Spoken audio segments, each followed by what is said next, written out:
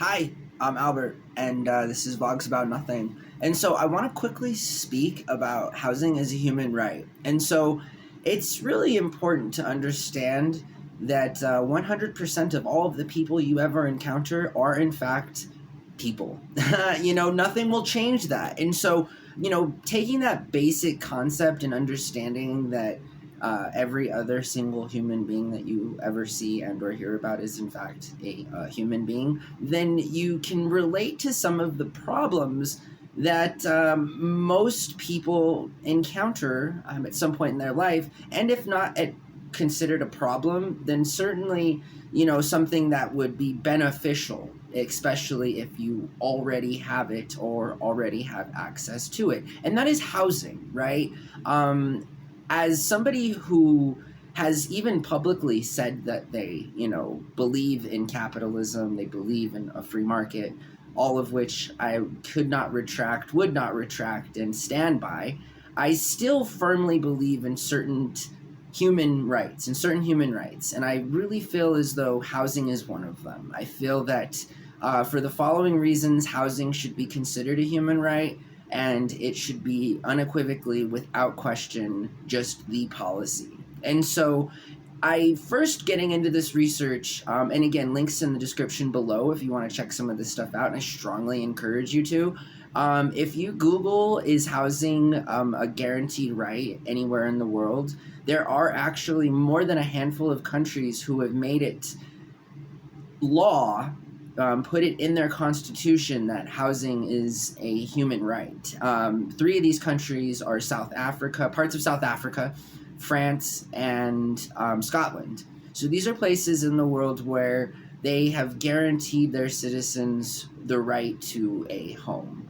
And while that might seem unfair to some people, and again, I can't possibly relate to how that might feel unfair to anybody, right? Because again, that is implying that, you might think you're better than that person, when in fact, even if you were, it still does not deny that person access to housing. And,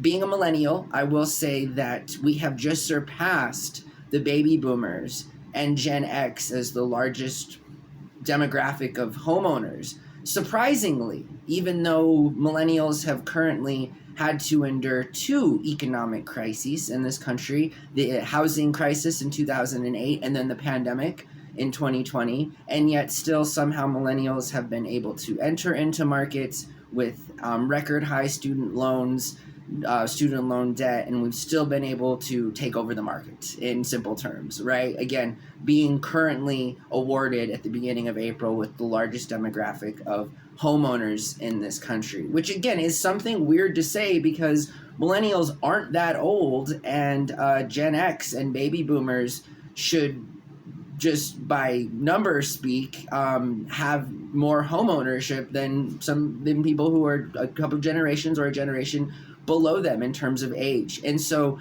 I really feel that only the future can change in a good way if we understand that prices themselves for homes alone have only gone up 40% during the pandemic, and that's good if you're a homeowner, but it causes problems for an already deflated market that has little to no new homes in production, and those new homes are currently still being sold. Just to put this in perspective before the video ends, it will take 3.5 years and that's if wages continue to increase, mortgage rates decline, and also if home values are currently to be stayed at the prices that they are. So those are 3 things that aren't likely to happen, but if those things did happen, it would take 3.5 years for the housing market to come back down to a place where it could be even arguably affordable for the largest group of people. And so housing is absolutely a human right, and I stand by that and will never retract from that, because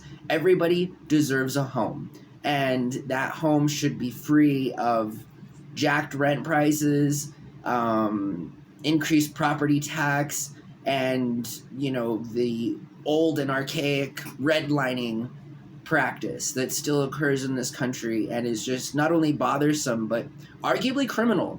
And so that's where I leave you. Have a great night.